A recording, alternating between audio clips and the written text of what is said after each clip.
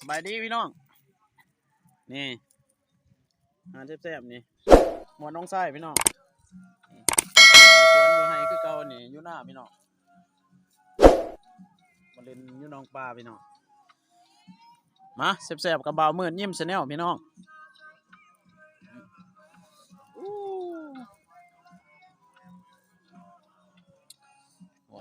โอ้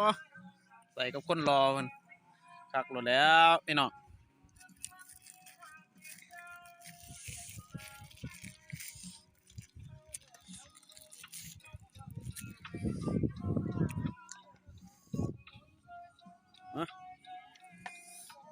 ใส่โอ้ตีกุ้งพี่น้องเบิ่งกุ้งตัวนึง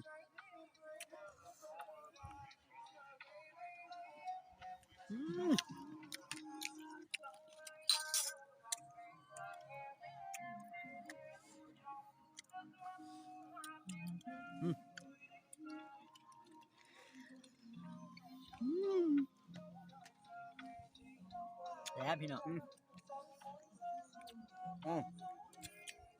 ความยังไงพี่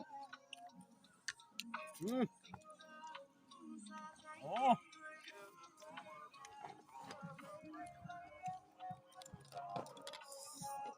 แซ่บพี่น้องแซ่บครับ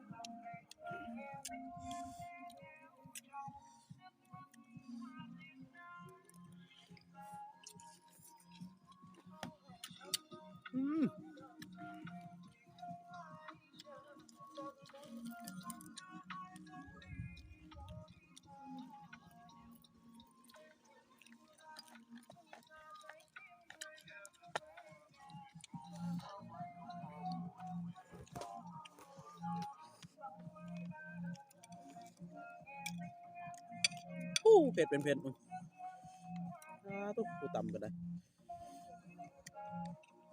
โวน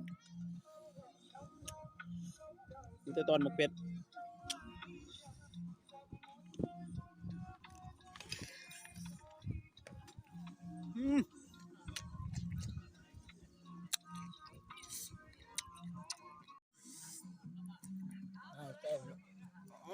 แซ่บๆโอ้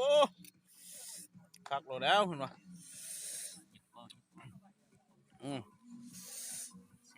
จะได้เผ็ดบ่เอา คำใหญ่คำใหญ่